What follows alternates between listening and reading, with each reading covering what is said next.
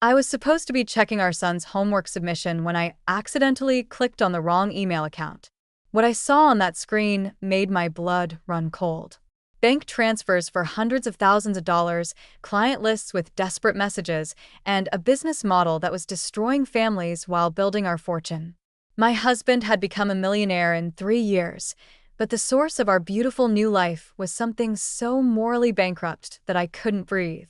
As I scrolled through message after message from broken people begging for help, I realized that our mansion, our cars, our children's private education, all of it was built on other people's misery. If you want to hear stories about discovering that the person you married isn't who you thought they were, subscribe to the channel and hit like so the next story comes out even faster. My name is Linda, I'm 39 years old, and until 6 months ago, I thought I was living the American dream. My husband Tom and I have been married for 12 years, and we have 2 children, Sarah, who's 10, and Jake, who's 8. For most of our marriage, we struggled financially like so many families do. Tom worked as a car salesman at a local dealership, and I worked part-time as a dental hygienist while the kids were in school. We lived in a modest 3-bedroom ranch house, drove used cars, and carefully budgeted every month just to make ends meet. Then, 3 years ago, everything changed. Tom came home one evening with an energy I hadn't seen in years. His eyes were bright, his posture was different, and he was practically vibrating with excitement. "Linda," he said, pulling me into the kitchen where the kids couldn't hear, "I think I've found it. The opportunity I've been waiting for my whole life." "Found what?" I asked, though I was already smiling because his enthusiasm was infectious. "A business opportunity. A way for us to finally have the life we've always talked about. The life the kids deserve." He explained that he'd met someone at the dealership, a customer who'd been impressed with Tom's sales skills and offered him a chance to join his consulting firm. It would mean leaving his job at the dealership, which made me nervous, but Tom was more confident than I'd ever seen him. "This guy, Marcus, he's made millions helping people solve their problems," Tom said. "He thinks I have a natural talent for understanding what people need and finding solutions. He wants to train me, teach me the business." "What kind of consulting?" I asked. "Problem solving," Tom said vaguely. "People have issues they can't handle on their own, and we help them find solutions. It's all perfectly legal, just specialized." I should have asked more questions. I should have demanded details, references, business plans. But Tom had been struggling with confidence for years, feeling like he was failing as a provider, and seeing him light up like this made me want to support his dreams instead of interrogating them. "If you think it's the right move," I said, "then I trust you." The first year was rocky. Tom was working long hours, often staying late at what he called the office, though I'd never seen it. He'd take mysterious phone calls and disappear into his home office for hours at a time. Our income actually dropped initially, and I worried we'd made a terrible mistake. But Tom kept assuring me that this was normal for a new business. "You have to invest time and energy before you see results," he'd say. "Marcus keeps telling me I'm one of his most promising trainees. We just have to be patient." By the end of the first year, things started to turn around. Tom's checks were getting bigger, and he seemed more confident about what he was doing. He'd talk about helping high-net-worth individuals with complex personal situations. It sounded impressive, even if I didn't fully understand what it meant. The second year was when the real money started rolling in. Tom bought me a new car, a luxury SUV that cost more than we'd ever spent on anything except our house. He upgraded his wardrobe, started wearing expensive watches, and began talking about moving to a better neighborhood. "Business is really taking off," he'd tell me. "Marcus says I have a gift for this kind of work. People trust me, and trust is everything in this business." When I asked for specifics about what exactly he was doing, Tom would get slightly defensive. "It's complicated, Linda. A lot of it involves confidentiality agreements. I can't really discuss the details of client situations. But it's all legitimate business consulting, helping people navigate difficult personal and financial situations." By the third year, we were rich. Not just comfortable, actually wealthy. Tom was bringing in over $150,000 some months, and he'd started talking about expanding the business, maybe bringing in other people to work under him. We bought the mansion, a six-bedroom colonial in the most exclusive neighborhood in town, with a three-car garage, a pool, and enough space for each of the kids to have their own playroom. Tom bought himself a BMW and traded my SUV for an even more expensive model. We enrolled Sarah and Jake in private school, hired a housekeeper, and started taking vacations to places we'd only dreamed about before. I should have been happy. For the first time in our marriage, money wasn't a constant source of stress. We could buy whatever we wanted, go wherever we pleased, and give our children opportunities we'd never had. But something felt off about the whole situation. Tom had changed. Not just financially, but personally. He was more secretive, more guarded about his work. He'd get phone calls at all hours and step outside to take them. He'd work on his laptop late into the night, always closing it quickly if I walked into the room. When people at parties or school events asked what he did for a living, he'd give vague answers about business consulting and quickly change the subject. "Why don't you ever talk about your work?" I asked him one evening after he'd dodged another question from our neighbor about his business. "Because it's boring," he said. "People don't want to hear about consulting contracts and client management. They just want to know that we're doing well, which we obviously are. But I'm your wife. I'm interested in what you do." Tom looked at me for a long moment, something unreadable in his expression. "Linda, some parts of business involve client confidentiality. I can't discuss specific cases or methods. But I promise you, everything I'm doing is legal and ethical. I'm helping people solve problems they can't solve themselves." I wanted to believe him. I tried to believe him. But there were too many little things that didn't add up. The late-night phone calls where he'd speak in hushed, urgent tones. The way he'd tense up whenever anyone asked about his work. The fact that in 3 years, I'd never met a single one of his colleagues except Marcus, and that had only been briefly at a restaurant. The breaking point came 6 months ago, on a Tuesday afternoon, when I was helping Jake with his science project. He needed to submit it online through the school portal, and I was using Tom's laptop because mine was updating. Jake was logged into his school account, and I was supposed to upload his project to the submission folder.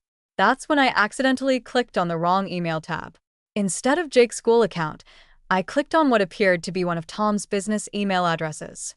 The inbox was open, and what I saw made my hands start shaking.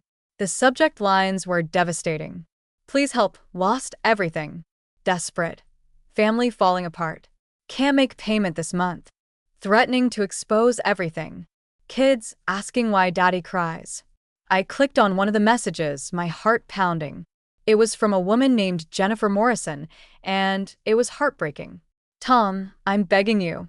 I know I missed last month's payment, but my husband lost his job and we're barely keeping the house. Please don't release the photos. My children don't deserve to have their mother destroyed over a mistake I made 2 years ago. I'll find the money somehow, but I need more time. Please have mercy." I clicked on another message. "You said this would be a one-time payment to make the problem go away. That was 8 months ago, and I've paid you over $30,000. How much more do you want? My wife is asking questions about our savings, and I don't know how much longer I can keep this hidden. Please, I'm begging you to honor our original agreement." And another. "My daughter is getting married next month. If you release those documents now, you'll destroy her wedding and her relationship with me. I've been paying you faithfully for 18 months. Isn't that enough? Haven't I suffered enough for my mistakes?" Message after message, dozens of them, all from people begging Tom not to release information that would destroy their lives. Photos, documents, financial records, evidence of affairs, business improprieties, tax problems. Tom was blackmailing people. My husband, the man I'd shared a bed with for 12 years, the father of my children, wasn't a business consultant. He was an extortionist. I kept scrolling, feeling sicker with every message I read. There were payment schedules, threat escalations, detailed records of what information Tom had on each client, and how much money he'd extracted from them over time. Some people had been paying him for years. One message thread showed the full scope of his operation. It started with Marcus, the man who'd supposedly offered Tom the consulting opportunity. Marcus wasn't a legitimate businessman. He was running what appeared to be a network of blackmailers. He'd recruit people like Tom who were good at building trust and reading people, then train them in techniques for extracting compromising information and leveraging it for money. The process was sophisticated and methodical. They'd target people who had something to hide: extramarital affairs, financial improprieties, tax evasion, embarrassing personal information. They'd pose as helpful consultants or new friends, gain the person's trust, and gradually extract information that could be used against them. Then they'd reveal what they knew and offer to help the person manage the situation in exchange for ongoing payments.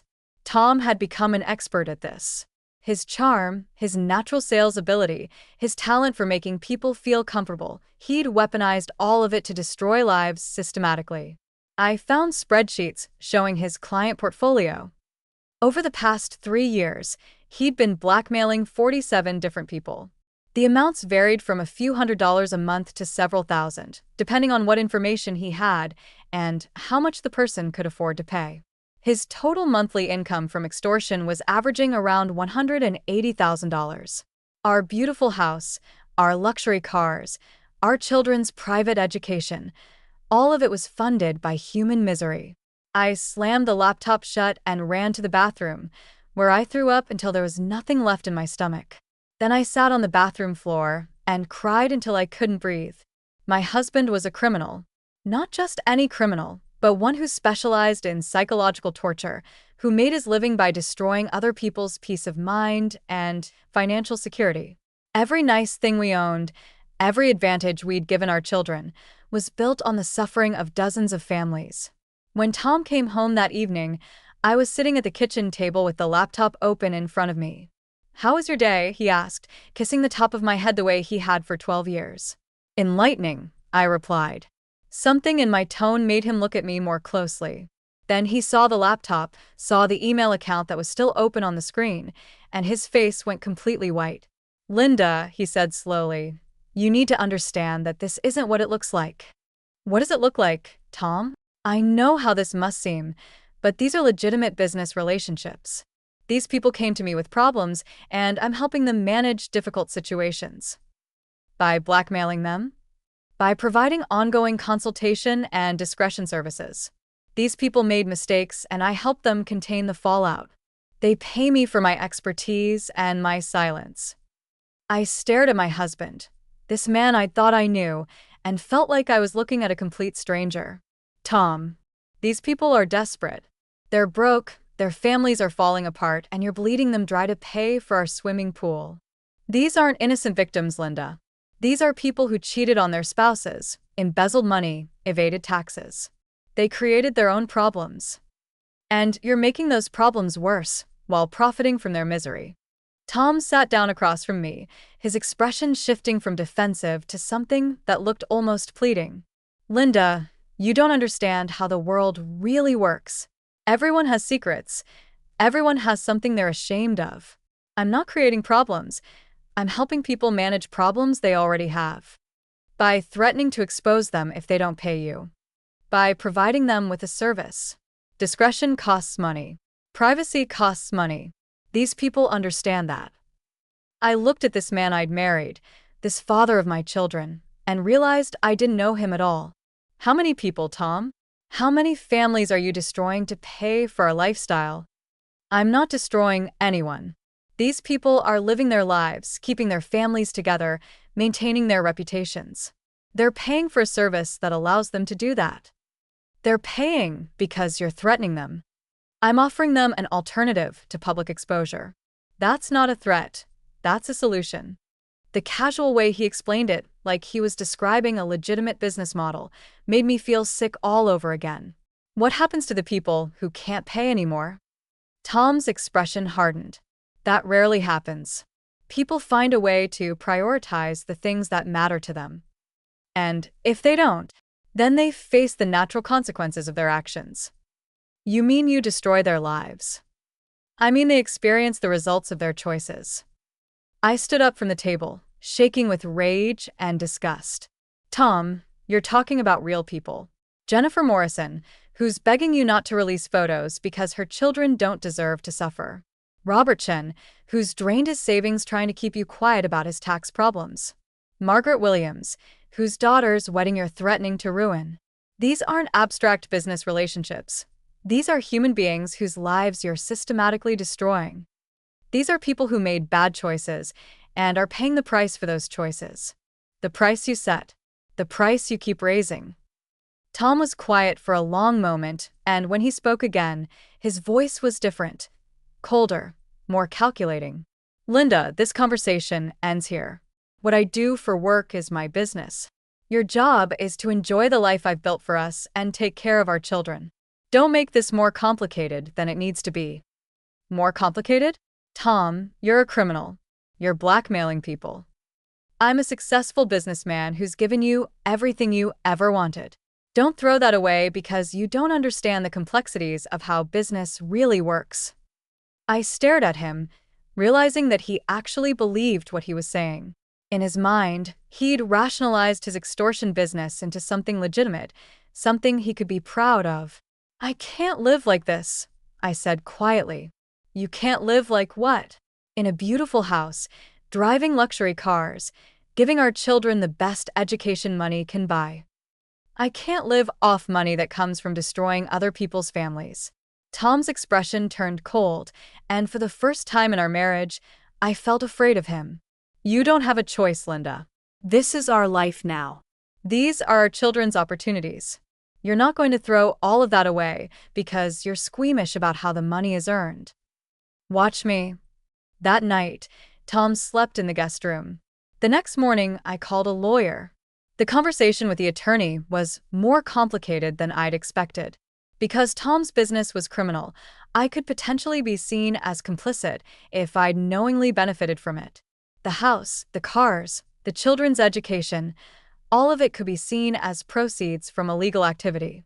Your best protection, the lawyer explained, is to distance yourself from the activity immediately and cooperate fully with law enforcement if an investigation occurs. What about my children? They didn't ask for any of this.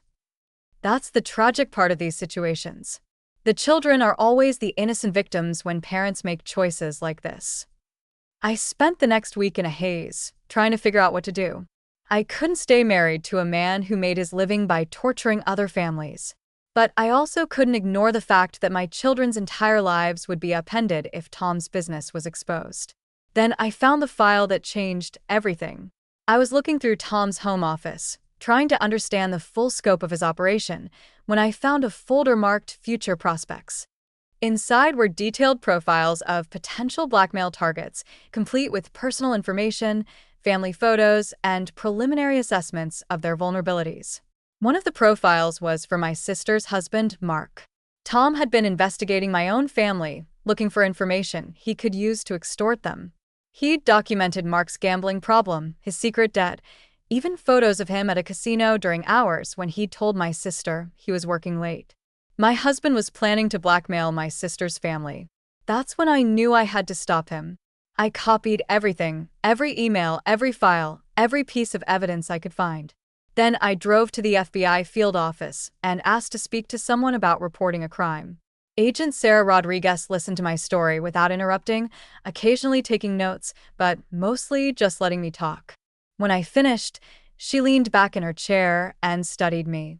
Mrs. Patterson, what you're describing is a federal crime. Extortion, wire fraud, potentially tax evasion. If your husband is doing what you say he's doing, he's looking at significant prison time. I know. And you understand that your family's assets will likely be seized as proceeds from criminal activity. I understand. Your children will lose their school, their home, their entire way of life. I know that too. Agent Rodriguez was quiet for a moment. Why are you doing this? Most spouses in your situation choose to look the other way. I thought about Jennifer Morrison, begging Tom not to release photos that would destroy her children's view of their mother. I thought about Robert Chen, who drained his retirement savings trying to keep Tom quiet.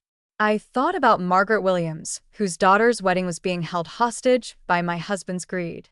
Because I can't live with knowing that my children's advantages are being paid for by other children's suffering, I said.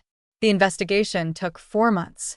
During that time, I had to pretend that everything was normal while federal agents gathered evidence against my husband. I had to smile and make dinner and help with homework while wearing a wire to record Tom's conversations about his business. The hardest part was watching him with our children, seeing how much they loved him, knowing that their entire world was about to collapse. When the FBI finally arrested Tom, it was early on a Tuesday morning. Sarah and Jake were still asleep when agents knocked on our door with a warrant. I'd been expecting it, but seeing my husband handcuffed in our foyer while our children watched from the top of the stairs was still devastating.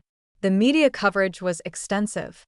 "Local man arrested in multi-million-dollar extortion scheme" was the headline in our local paper. Tom's mugshot was on the evening news, along with details about the dozens of victims he'd been systematically blackmailing for years. Our assets were frozen immediately. The house, the cars, even the children's tuition accounts. All of it was seized as evidence of criminal activity.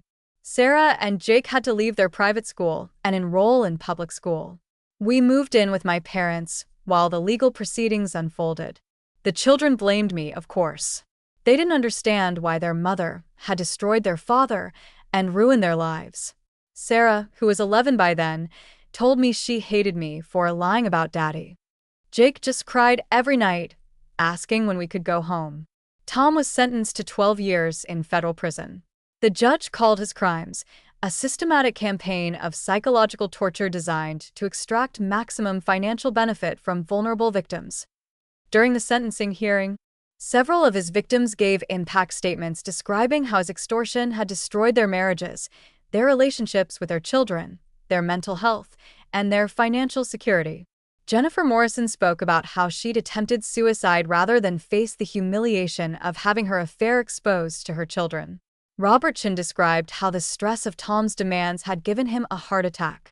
Margaret Williams talked about how her daughter's wedding had been postponed indefinitely because the family couldn't afford it after paying Tom for months to keep their secret. Listening to these people describe what my husband had done to them, using money that had paid for my children's education and our family vacations, was the most shameful experience of my life. After the sentencing, Agent Rodriguez found me in the courthouse hallway. "You did the right thing," she said. "Did I? My children will never forgive me. Their father is in prison, and their entire lives have been destroyed. Their lives were built on a lie, Mrs. Patterson. A lie that was destroying other families every single day. You gave them a chance to build something real." 2 years later, Sarah and Jake are starting to understand why I made the choice I did. It's been a long, difficult process, and we're all still healing from the trauma of having our lives completely upended. We live in a small apartment now. I work full-time as a dental hygienist, and the kids attend public school.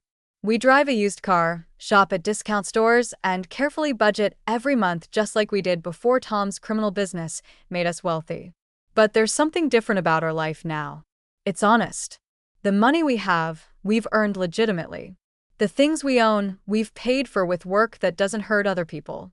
When my children succeed at something, I know it's because of their own efforts, not because their advantages were purchased with other families suffering.